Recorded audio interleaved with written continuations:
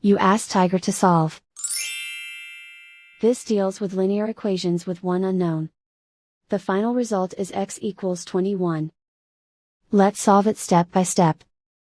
Simplify the expression. Find the greatest common factor of the numerator and denominator.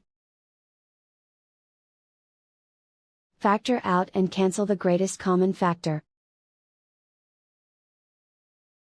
Isolate the x.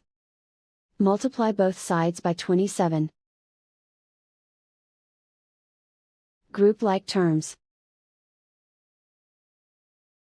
Multiply the coefficients. Simplify the fraction. Multiply the fractions. Simplify the arithmetic. And so the final result is x equals 21.